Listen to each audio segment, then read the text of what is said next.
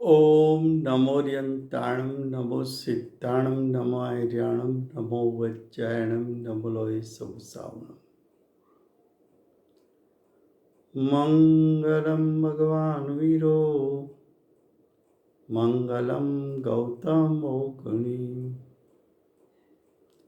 मंगलम कुंद कुंदार्यो जैन धर्मोस्तु मंगलम। ओंकार बिंदु संयुक्तम नित्यं जायन्ति योगिनः कामदं मोक्षदं चैव। ओंकाराय नमो नमः। अहोपकार जिनवर्नो कुंदनो ध्वनि दिव्यनो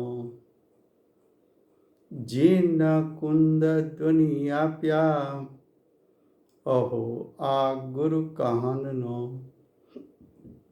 तुझ ज्ञान ध्यान नो रंग अमया दर्श रहो ओ शिव पद तक तुझ संग माता हाथ ग्रहो।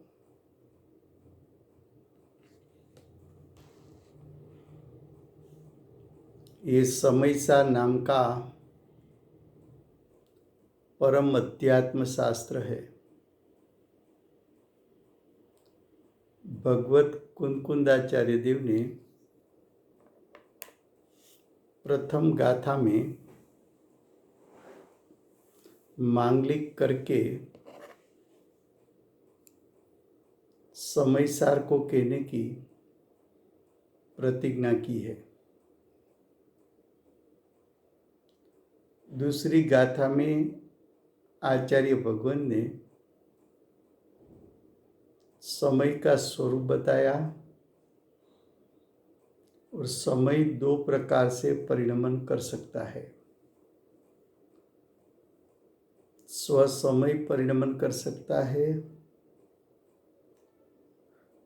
और पर समय परिणमन कर सकता है।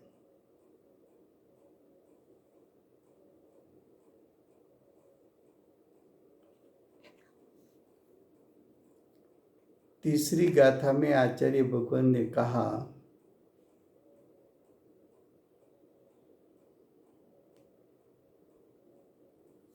कि समय जो अनंत गुणात्मक है, समय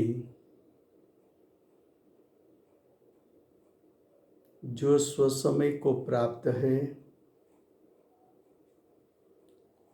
वो तो समय पूरे लोक में सुंदर है, लेकिन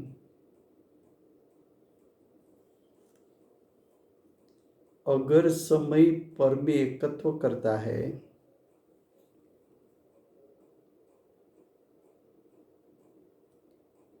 तो समय पुद्गल के साथ बंध को प्राप्त होता है। ये बंध को प्राप्त करना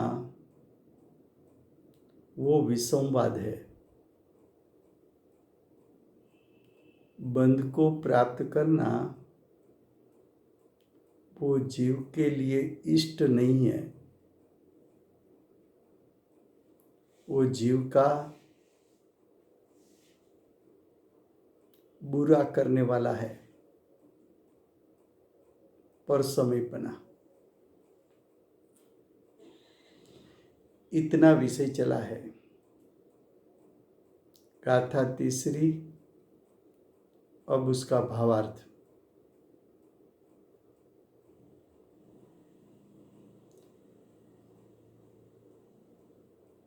भावार्थ शुरू करने से पहले गुजराती में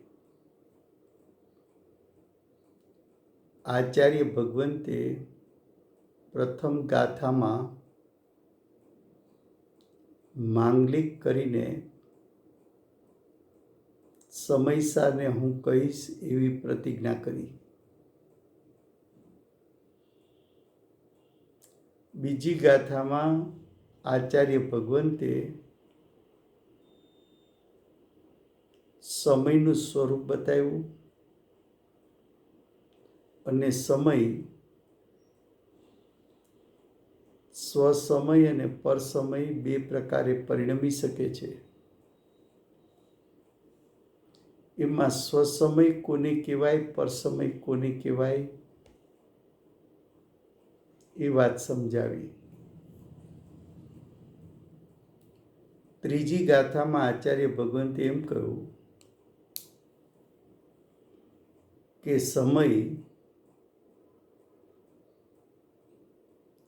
પરસમય રૂપે પરિણમે એ સમયની સુંદરતા નથી, એ સમયનું અસલ સ્વરૂપ નથી.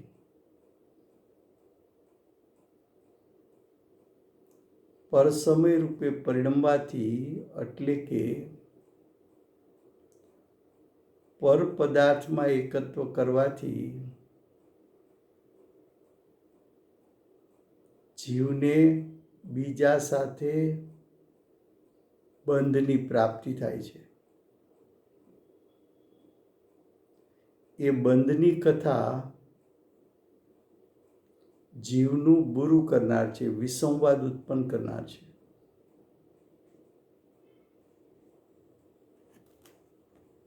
इतना विषय चला है. अब भावार्थ. गाथा तीसरी. निश्चय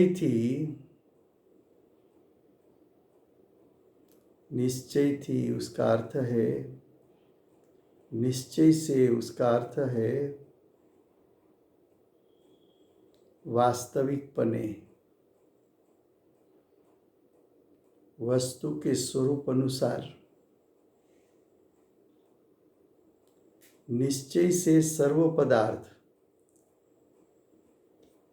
सर्व यानी विश्व के जाति अपेक्षा के 6 पदार्थ अपने अपने स्वभाव में स्थित रहे, वही उसकी शोभा है. विश्व में जाति अपेक्षा के 6 द्रव्य, जीव, पुद्गल, धर्म, आकाश, काल. उसमें से 4 द्रव्य धर्म, अधर्म, आकाश, काल. ये 4 द्रव्य स्वभाव से शुद्ध, उसके अनंत गुण शुद्ध, उसकी अनादि से अनंत काल के पर्याय शुद्ध.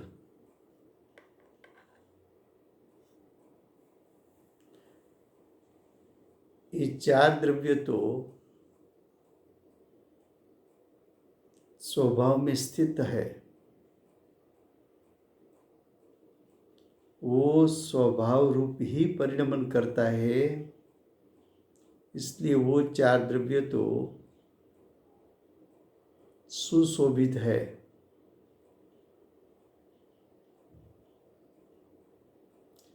लेकिन जीव नाम का पदार्थ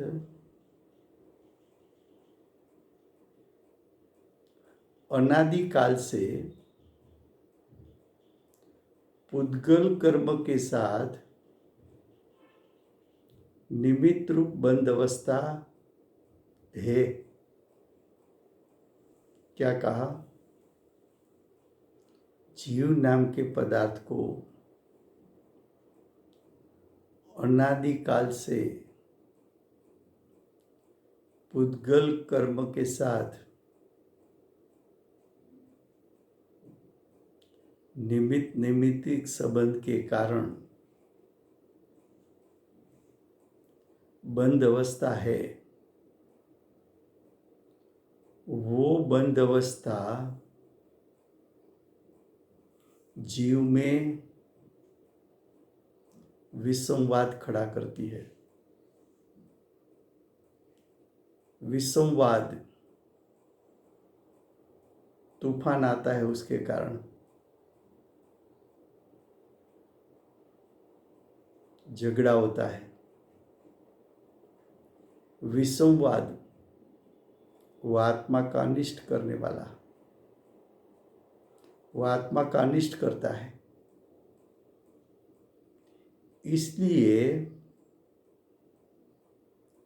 ये बंद अवस्था जीव को शोभा नहीं पाती।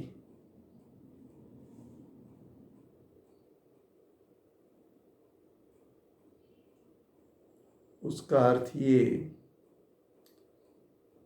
इसलिए वास्तविक रीत से देखा जाए, वास्तविकता से सोचा जाए तो एक पना ही सुंदर है।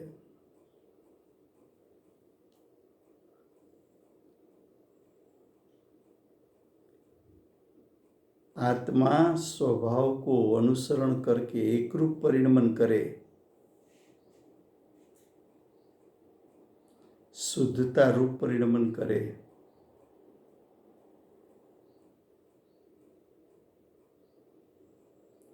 जो आत्म स्वभाव एक है उसमें एकत्व करके परिणमन करे, वो आत्मा के लिए सुंदर है, आत्मा के लिए स्वाभाविक है, आत्मा के लिए सहज है, आत्मा के लिए आत्म स्वभाव को अनुसरण करके परिणमन करना वो आत्मा को शोभास्पद है। उससे ही, स्वसमय से ही, शुद्धता से ही ये जीव शोभा पाता है। फिर से गुजराती में भावार्थ, निश्चयથી એટલે ખરેખર,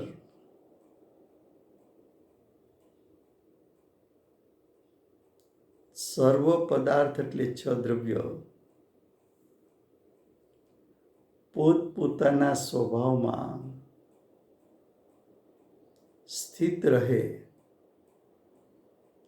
પોતપોતાના સ્વભાવ રૂપે પરિણમે, स्वसमय रूपे परिणमे,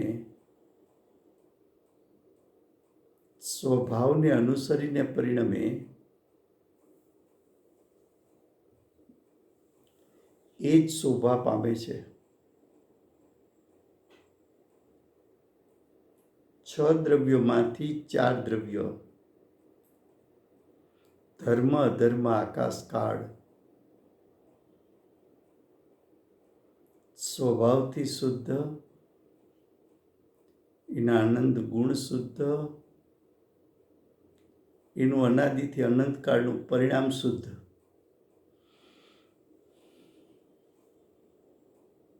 आ चार द्रव्य પોતપોતાના સ્વભાવમાં સ્થિત છે, સ્વભાવને અનુસરીને અનાદિથી અનંતકાળ પરિણમે છે।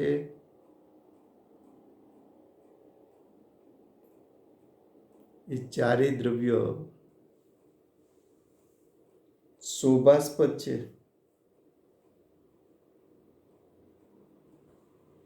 એ ચારેય દ્રવ્ય શોભાસ્પદ છે, પરંતુ જીવ નામનો પદાર્થ, જીવ નામનો પદાર્થ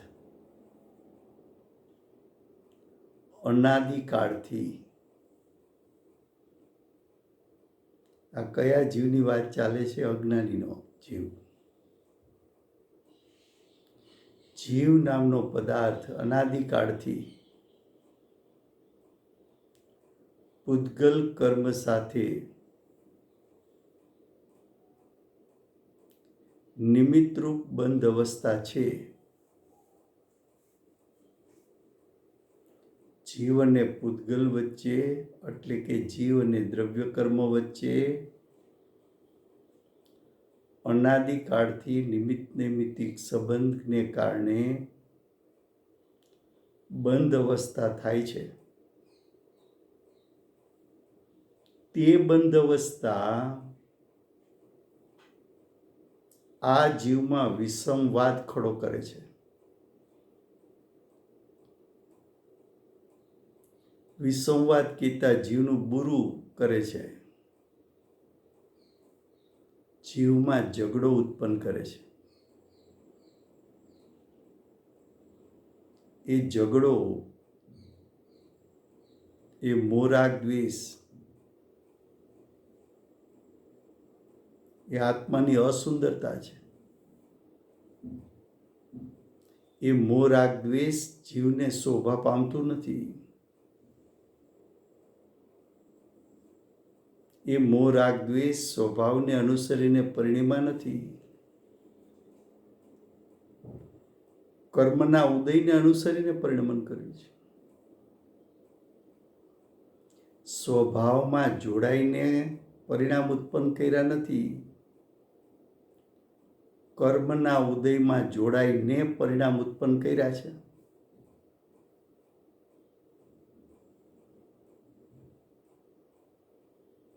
પરમાં જોડાવું, પરમાં હુંપણું કરવું અને રાગદ્વેષ કરવું, અને આત્માનો સ્વભાવથી એકરૂપપણું, એમાં હુંપણું ન કરવું, એમાં સ્થિરતા ન કરવી,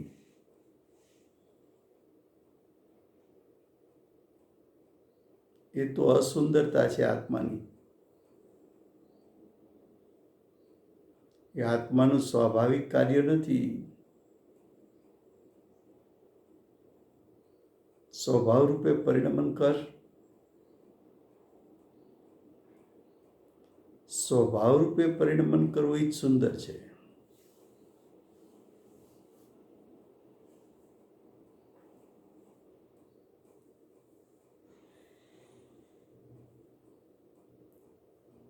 એકપણું જ સુંદર છે. અનંત ગુણોનું એકત્વ, અનંત શક્તિઓનું એકત્વ, અનંત ધર્મોનું એકત્વ, એવું આત્માનું એકપણું. એકમાં એકપણું કરવું, આત્મ સ્વભાવમાં એકપણું કરવું, એ જીવની શોભા છે. આત્મ સ્વભાવનું લક્ષ્ય કરીને પરિણમવું એ જીવની શોભા છે, એમ કહે છે. શું કહ્યું? આચાર્ય ભગવાન ભૂમિકાની ગાથામાં જ તારે કયા ભાવરૂપે પરિણમવું એ તને બતાવે છે.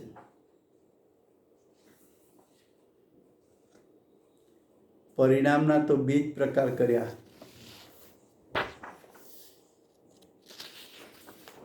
સ્વસમયરૂપ પરિણમન કર અથવા પર સમયરૂપ પરિણમન કર. 2 જ ભેદ કર્યા.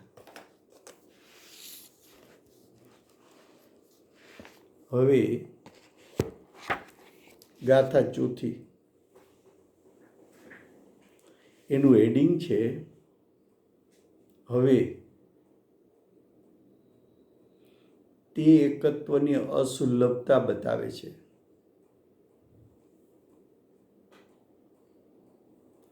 આત્મા સ્વભાવથી એકત્વપણે છે. આત્મા પોતાના અનંત ગુણોથી એકત્વ સ્વરૂપ છે. આત્મા પોતાની અનંત શક્તિથી એકત્વ સ્વરૂપ છે. આત્મા પોતાના અનંત ધર્મોથી એકત્વ સ્વરૂપ છે. જ્ઞાયક એકત્વ સ્વરૂપે છે.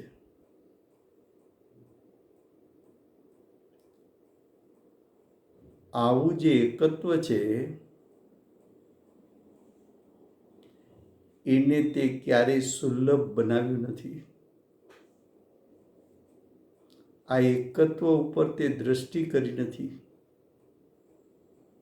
આ એકત્વ સ્વરૂપને તે જાણ્યું નથી. આ એકત્વ સ્વરૂપનો તે મહિમા કર્યો નથી.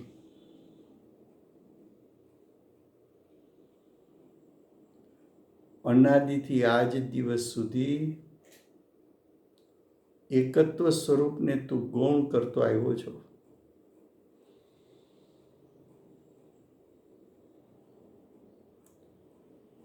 આ તારું એકત્વ સ્વરૂપ છે. એના પ્રત્યે તું અનાદિકાળથી ક્રોધ કરતો આવ્યો છો. જેના પ્રત્યે ક્રોધ હોય, જેના પ્રત્યે અરુચિ હોય, એનું નામ લેવું ન ગમે. લૌકિકમાં બોલે કે એનું નામ ક્યાં લીધું.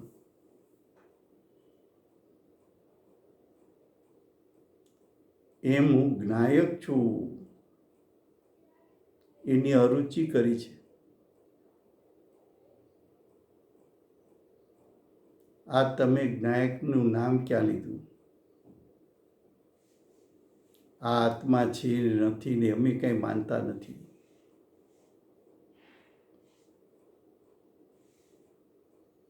ખાઓ પીને મોજ કરો. આ ધર્મ ભરમ બધું કલ્પના છે.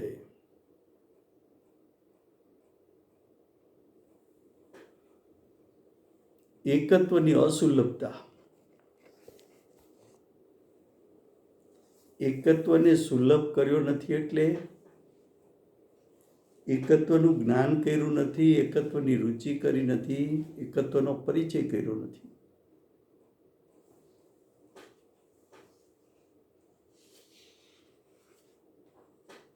તો કે છે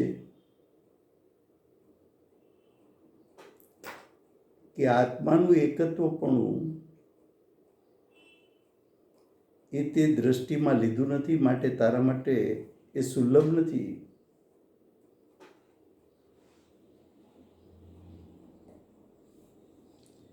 એક પણારૂપ પરિણમન,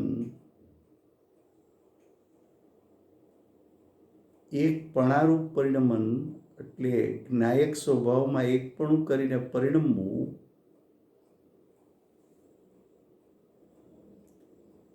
એવું તે અનંત કાળથી આજ દિવસ સુધી ક્યારેય કર્યું નથી, માટે અસુલભ કીધું.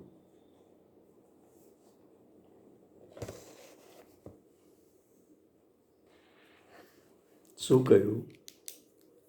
એ તને અસુલભ છે. जो गाथा 4 फिर से हिंदी में। अब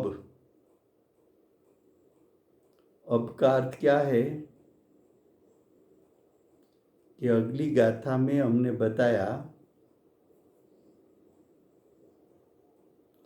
कि स्वसमय रूप परिणमन करना वो सुंदर है, पर समय रूप परिणमन करना असुंदर है। स्वसमय रूप परिणमन करना शोभास्पद है, पर समय रूप परिणमन करना उससे विसंवाद खड़ा होता है।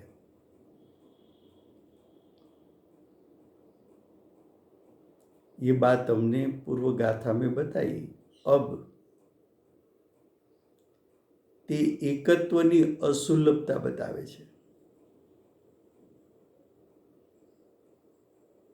એકત્વ, એકમાં એકપણું, જ્ઞાયકમાં હુંપણું. ज्ञायक का अर्थ है अनंत गुणात्मक सत्ता में हूंपना।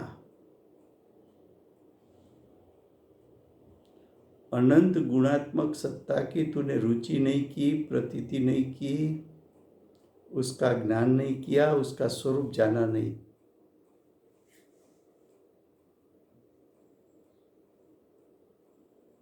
अनंत शक्ति का पिंड ऐसा ज्ञायक, अनंत शक्ति का एकत्व रूप एक ऐसा ज्ञायक, उसकी तूने श्रद्धा नहीं की, उसका परिचय नहीं किया।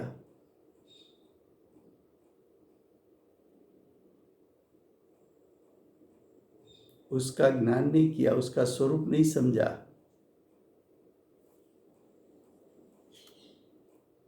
तेरा ज्ञायक तेरे पास अनादिकाल से है,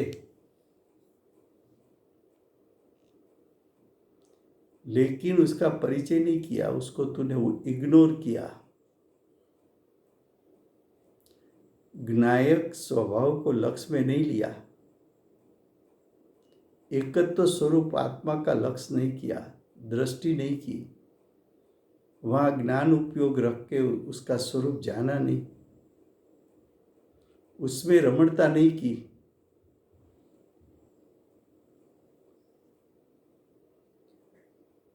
अनंत अज्ञानियों को ज्ञायक का जो एकत्व स्वरूप है वो असुलभ है। असुलभ है यानी परिचय नहीं है, रुचि नहीं है, उसका ज्ञान नहीं है, उसकी महिमा नहीं है, उसका लक्ष्य नहीं है।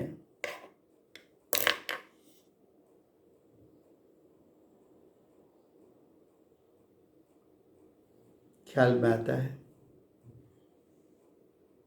देखो, अब वो एकत्व की असुलभता दर्शाते हैं। गाथा 4 उसका शब्द है,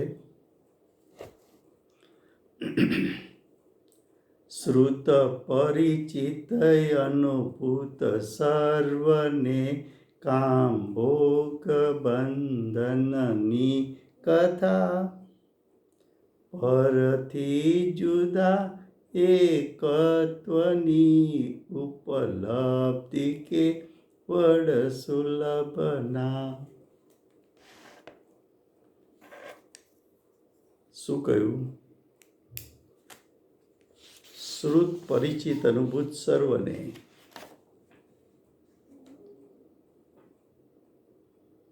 देखिए गाथार्थ, સર્વલોક ને એટલે કે આ લોકાકાશમાં રહેતા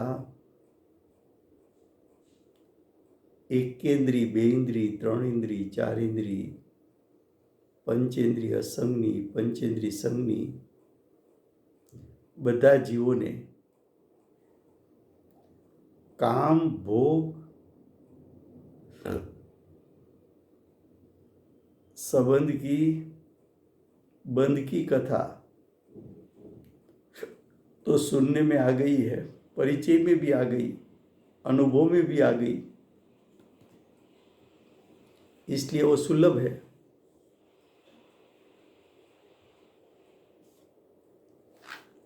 क्या कहा?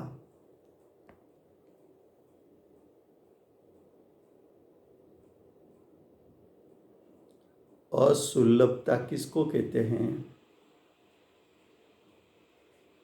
सुलभ नहीं, प्राप्त नहीं, प्राप्त कभी किया नहीं।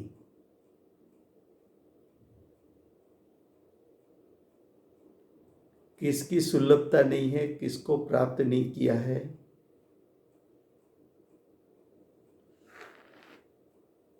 एकत्व रूप सत्ता को।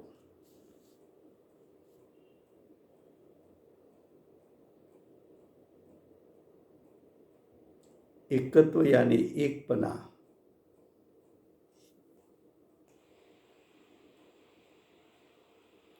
जो स्वरूप ऐसा है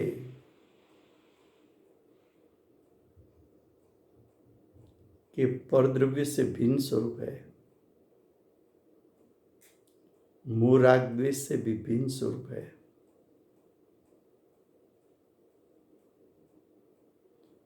ऐसा एकत्व स्वरूप तेरा शुद्धात्मा है।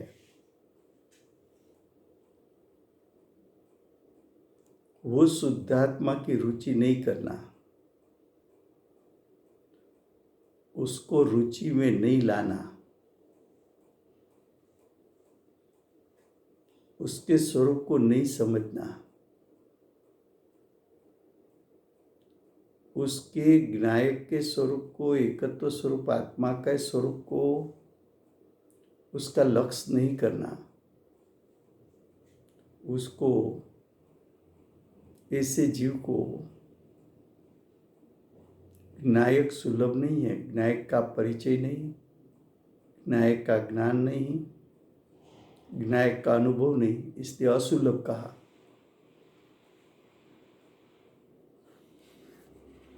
तो जीव को अब तक सुलभ क्या है? जीव को किसका परिचय है, किसकी रुचि है, किसका ज्ञान है, किसका भोगोटा है?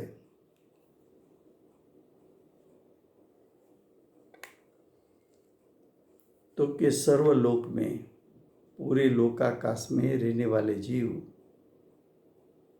अज्ञानी जीव,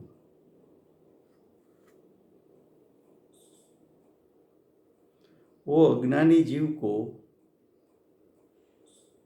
काम मतलब इच्छा, स्पर्शेंद्री के विषयों को भोगोटा करने की इच्छा, रसेंद्री के विषयों का भोगोटा करने की इच्छा,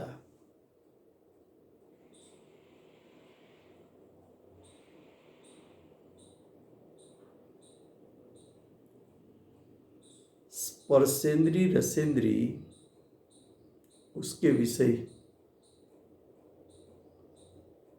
शीत उष्ण का अनुभव करना स्पर्शेंद्री का विषय, शरीर संबंधी की इच्छा स्पर्शेंद्री का विषय,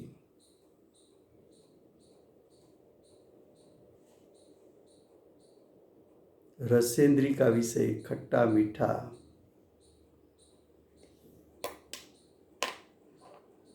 रसेंद्री का विषय, इस स्पर्शेंद्री रसेंद्री के जो विषय है उसको प्राप्त करने की इच्छा, उसको ग्रहण करने की इच्छा,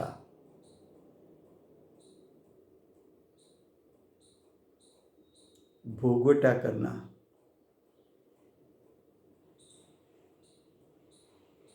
संगीत सुनकर तन्मय हो जाना, कुदरती दृश्य देखकर उसमें ओतप्रोत हो जाना,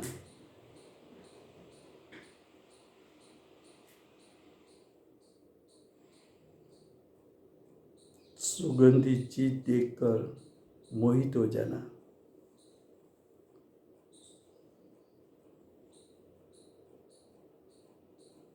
ये 5 इंद्रिय के विषय हो, उसकी इच्छा, उसका भोगोटा,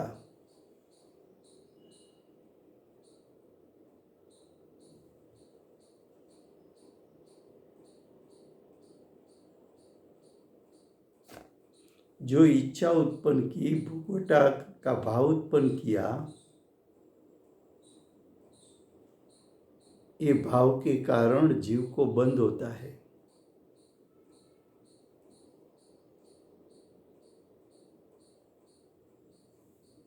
ये बंध की कथा अज्ञानी को सुलभ है, वो तो सुनी है,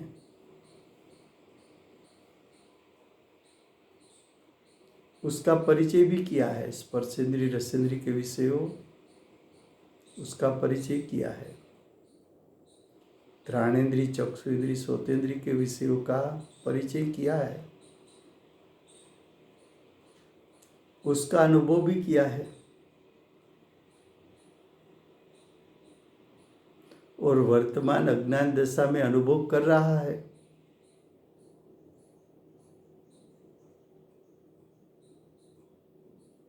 विश्व का एक परमाणु भी ऐसा नहीं जिसका तूने स्पर्श नहीं किया हो।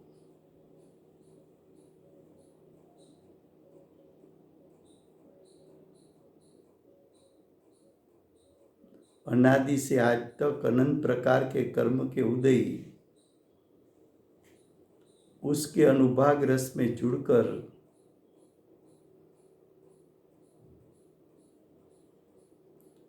तूने मोह राग द्वेष का अनुभव किया, मोह राग द्वेष का परिचय किया,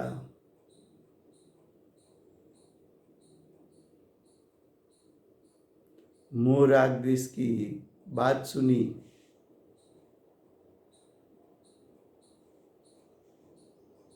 उसका अनुभव तूने अनंत बार किया।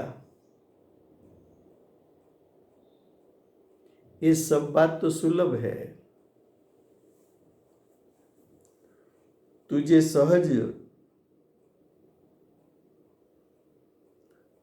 सहज वो प्राप्त होता है।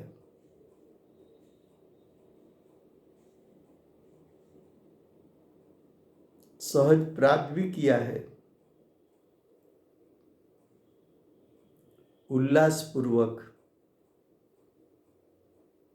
मोह राग द्वेष का भोगोटा किया, उल्लासपूर्वक क्रोध मान माया लोभ का अनुभव किया,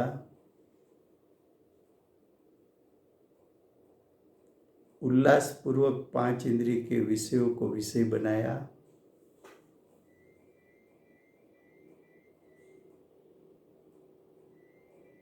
ऐसा तो तूने अनंत बार किया।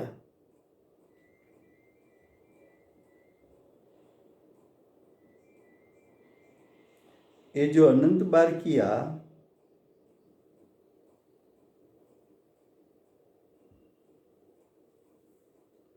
लेकिन काम भोग से रहित आत्मा का स्वरूप है,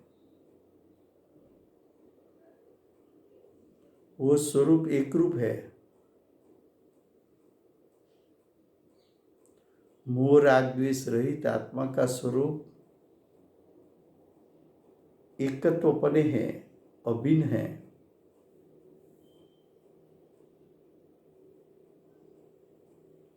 परद्रव्यों से रहित, शरीर 5 इंद्रिय से रहित, द्रव्य मन से रहित, कर्म के उदय से रहित, मोह राग द्वेष से रहित, तेरा एक रूप स्वरूप है, एक रूप तेरा स्वभाव है। वो स्वभाव ये सबसे भिन्न है। उसका एक स्वरूप, एक रूप स्वरूप, उसका स्वभाव रूप स्वरूप, उसका एकत्व स्वरूप, उसकी बात तूने कभी सुनी नहीं, उसका परिचय नहीं किया। वो आज तक परिचय में आया ही नहीं। परिचय में नहीं आया तो अनुभव में तो कहां से आएगा।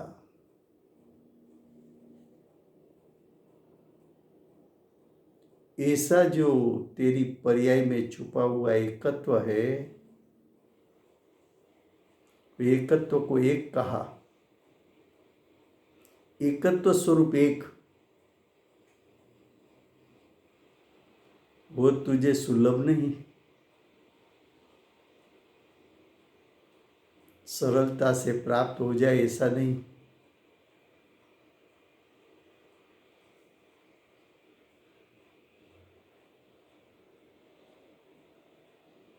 ख्याल में आता है।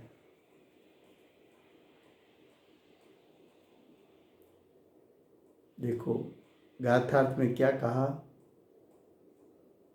सर्वलोक को काम भोग संबंधी बंध की कथा तो सुनने में आ गई है, मोह राग द्वेष की बात तो सुनने में आती है। मोह राग द्वेष परिचय में भी आ गया है, उसका अनुभव भी हो गया है। इसलिए वो सुलभ है।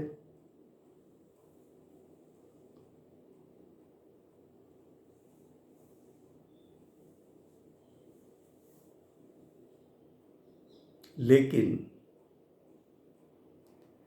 भिन्न आत्मा का एक पना, भिन्न यानी पृथक आत्मा का एक पना, किससे पृथक, किससे भिन्न? परद्रव्यों से भिन्न। तेरी निस्बत वाली दुनिया देख तो 10 प्रकार के परिग्रह से भिन्न, शरीर से भिन्न, 5 इंद्रिय से भिन्न, द्रव्य मन से भिन्न, कर्म के उदय से भिन्न, मोराग्नि से भिन्न। ऐसे भिन्न आत्मा का एक पना, ऐसे भिन्न आत्मा का एक पना है, ऐसा कभी तूने सुना नहीं। आचार्य भगवंत कहाँ ले गए तुझे? डायरेक्ट ज्ञायक स्वभाव के पास। तेरे अभिप्राय में छेद कर दिया। तू सोचने लग ऐसी बात बता दी। क्या कोई ऐसा भी कोई आत्मा का एक रूप स्वरूप है?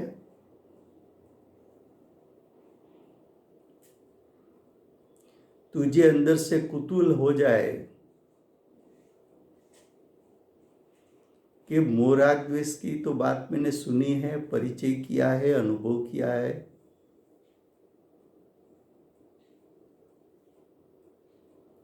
ये मोराग द्वेष का भोगोटा किया है, लेकिन उससे भिन्न मेरा आत्म तत्व है, वो एकरूप तत्व है, वो तो अनंत गुणात्मक एक सत्ता है। क्या ऐसी अनंत गुणात्मक एक सत्ता मोराग्नि से भिन्न? ऐसी बात तो मैंने आज पहली बार सुनी। अंदर से कुतूहल हो गया कि ये स्वरूप तो उसका परिचय मुझे करना पड़ेगा,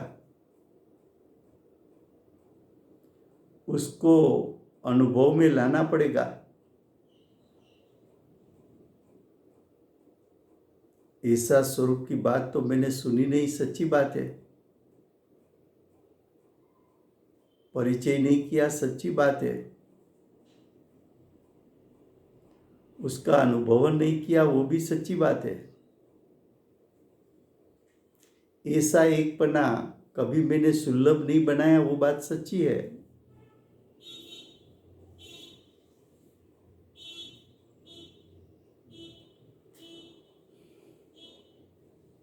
क्या कहा फिर से गुजराती में? गाथार्थ। सर्वलोक ने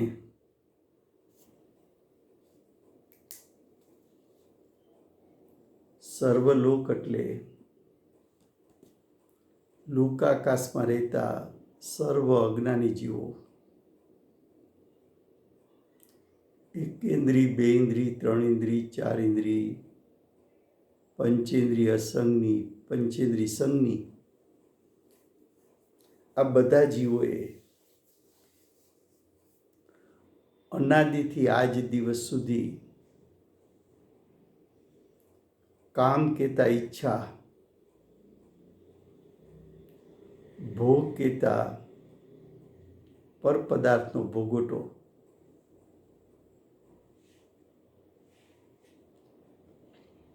काम केता इच्छा, स्पर्शेन्द्रियना विषयों, शीत उष्ण,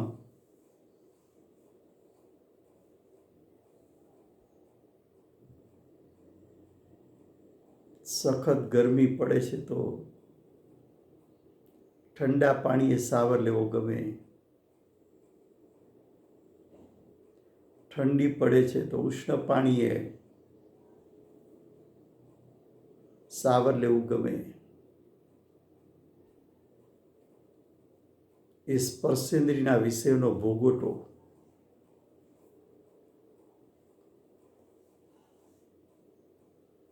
શરીર સંબંધીના ભાવો એ પણ સ્પર્શેન્દ્રિયના વિષયમાં લીધા છે.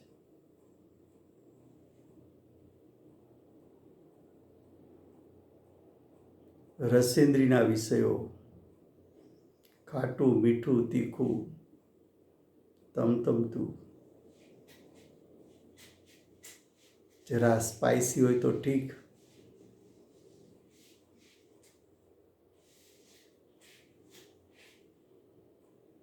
જરા ખાટું મીઠું હોય તો ઠીક,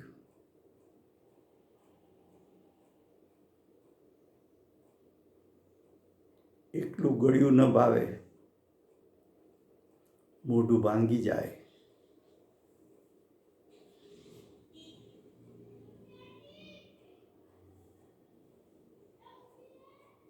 રસેન્દ્રિયના વિષયો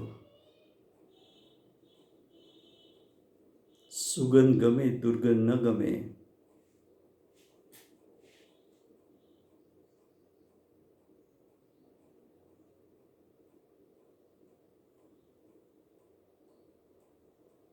સંગીત ગમે,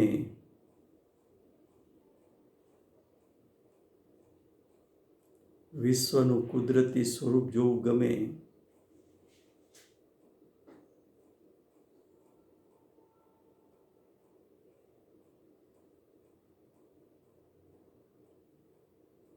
કર્ણપ્રિય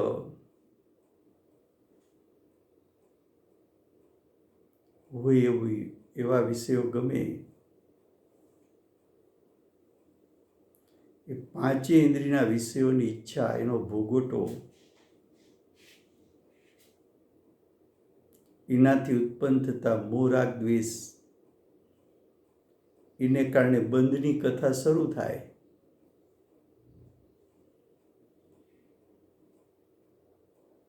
એવી કામભોગ બંધ સંબંધીની કથા સાંભળી પણ છે, પરિચય પણ કર્યો છે, અનાદિથી વર્તમાન કાળ સુધીમાં અનંત વખત અનુભવ પણ કર્યો છે.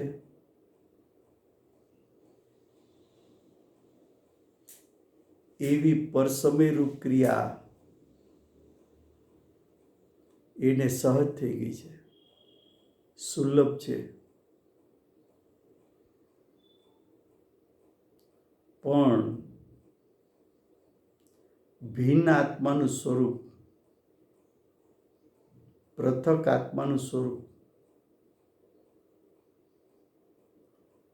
ભિન્ન આત્માનું એકપણું, અનંત ગુણાત્મકપણું, અનંત શક્તિવાનપણું, અનંત ધર્માત્મકપણું, એવી એક સત્તા, એનું એકપણું,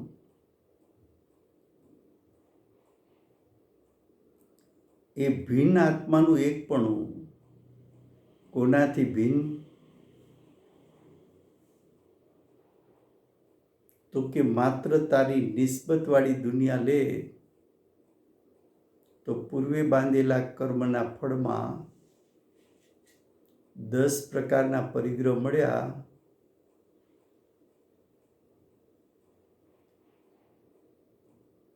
એનાથી ભિન્ન આત્માનું એકપણું છે. શરીર, 5 ઇન્દ્રિય, દ્રવ્ય, મન, કર્મના ઉદય, એનાથી ભિન્ન આત્માનું એકપણું છે. અરે તારી દશામાં ઉત્પન્ન થયેલા કામભોગ સંબંધીના ભાવો એનાથી પણ ભિન્ન આત્માનું એકપણું છે. એવું ભિન્ન આત્માનું એકપણું છે એ વાત ક્યારેય સાંભળી નથી એટલે અનંત વખત તો તીર્થંકર ભગવાનની સભામાં ગયો, પણ તીર્થંકર જેવા તીર્થંકર ઉપદેશ આપે તો પણ તે ભિન્ન આત્માનું એકપણું છે ત્યાં લક્ષ ન કર્યું. એવું લક્ષ નથી કર્યું માટે એમ કીધું કે તે ક્યારેય એ વાત સાંભળી નથી.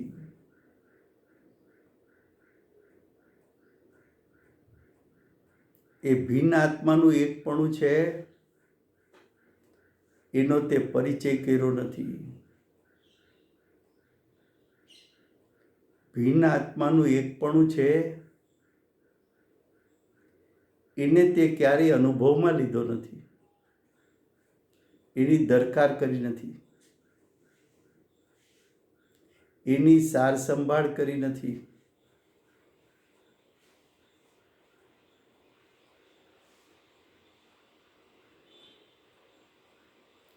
આવી વાત સાંભળી નહીં, પરિચય કર્યો નહીં, અનુભવ કર્યો નહીં. તેથી ભિન્ન આત્માનું એકપણું એવો તું એક તે તારા માટે સુલભ નથી.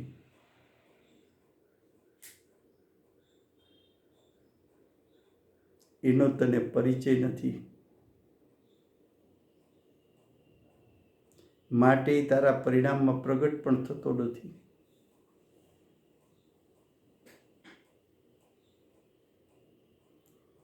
અનાદિકાળથી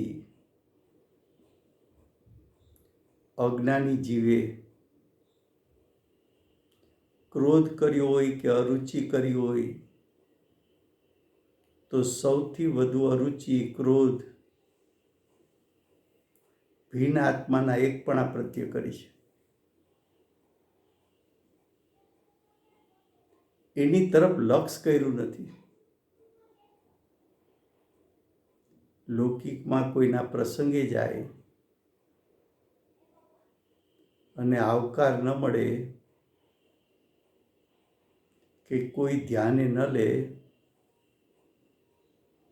તો ત્યાં એને બીજી વાર જવું ગમતું નથી.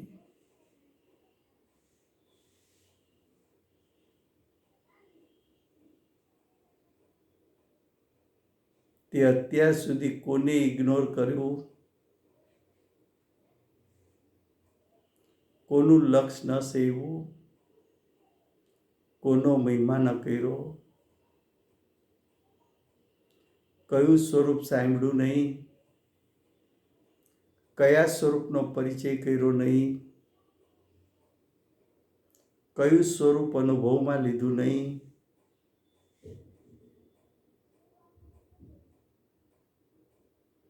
તો કે ભિન્ન આત્માનું એકપણું, મોહ રાગ દ્વેષથી ભિન્ન, પર સમયપણાથી ભિન્ન,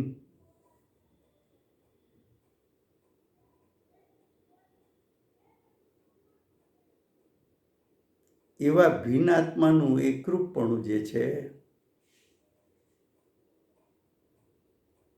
એની કથા તે સાંભળી નથી,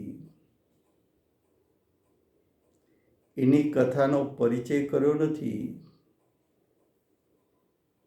એની કથા કુંકુંદાચાર્ય દેવ કહેવાના છે. એ કથા ગુરુદેવ માતાજીએ સમજાવી છે.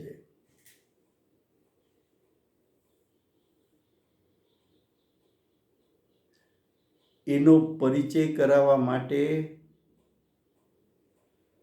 કુંકુંદાચાર્ય દેવે આ કથાની રચના એટલે સમયસારની રચના કરી છે.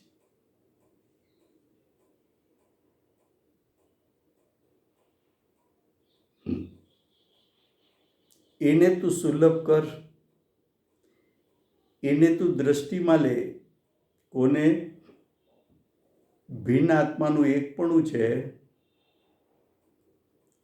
એ ભિન્ન આત્માનું એકપણું એને દ્રષ્ટિમાં લે. એને તારા ઉપયોગનો વિષય બનાવ, એનું સ્વરૂપ જાણ, એનું શ્રદ્ધાન કર, રુચિ કર, પ્રતીતિ કર, એનું જ્ઞાન કર, એમાં રમણતા કર, એને સુલભ બનાવ, એને તારા પરિણામમાં વ્યક્ત કર.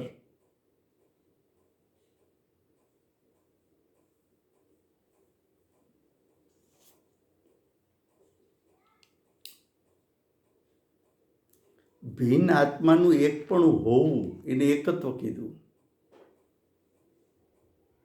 એ ભિન્ન આત્માનું એકપણું છે, અનાદિકાળનું છે.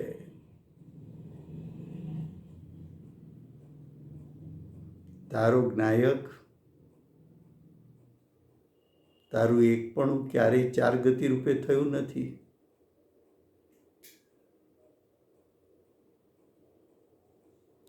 તારું એકપણું ક્યારેય સંયોગી ભાવને કારણે સંયોગ રૂપે થયું નથી, એટલે કે રાગી દ્વેષી થયું નથી. ભિન્ન આત્માનું એકપણું છે, એમાં આની વૃદ્ધિ થઈ નથી.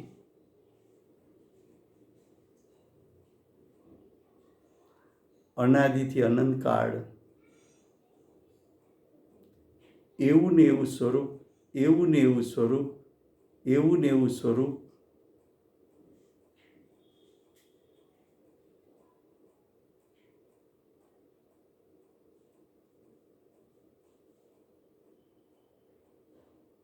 એકપણું હોવું,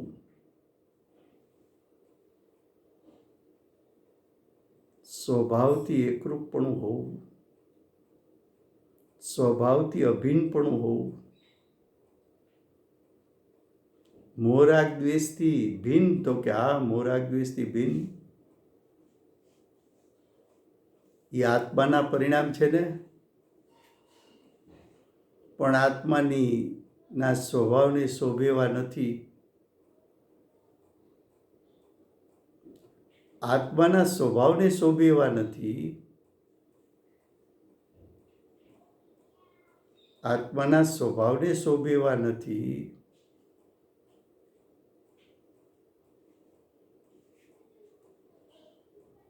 માટે પરિણામ તારા નથી. માટે તું એનાથી જુદો છો. સ્વભાવ શુદ્ધ છે ને કામ ભોગ બંધનની કથા રૂપના પરિણામ એ તો અશુદ્ધ છે. એ અશુદ્ધતાથી શુદ્ધ સ્વભાવ ભિન્ન છે. એની કથા અમારે તને સંભળાવી છે. એ એકપણાનો તને પરિચય કરાવો છે. એ એકપણાનો અનુભવ કરાવો છે. એકપણાની રુચિ કરાવી છે, પ્રતીતિ કરાવી છે, એનું જ્ઞાન કરાવવું છે, એમાં રમણતા કરાવી છે.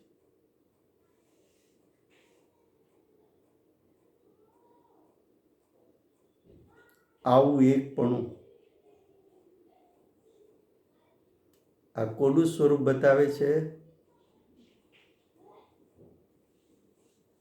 જે આચાર્ય ભગવતે કહું હતું ને, સમય એટલે શું? સમય એટલે જીવ. જીવમાં સારભૂત શું? ત્રિકાળ શુદ્ધાત્મા. આ ત્રિકાળ શુદ્ધાત્મા એ ત્રિકાળ શુદ્ધાત્મા એ ભિન્ન આત્માનું એકપણું છે. એ ત્રિકાળ શુદ્ધાત્મા કામ ભોગ બંધનની કથાથી રહિત છે. સમય થયો છે. વિશેષ પછી ટીકામાં આવશે નેક્સ્ટ સ્વાધ્યાયમાં. પણ જય ભુલાજ.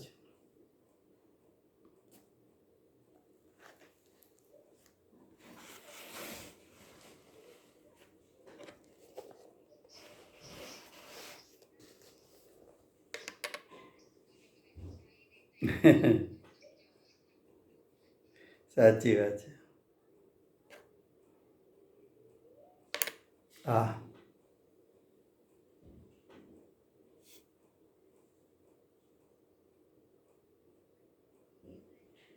જય હો.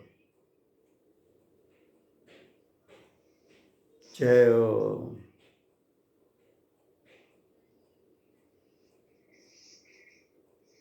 જય હો. જય હો. જય હો. જય હો.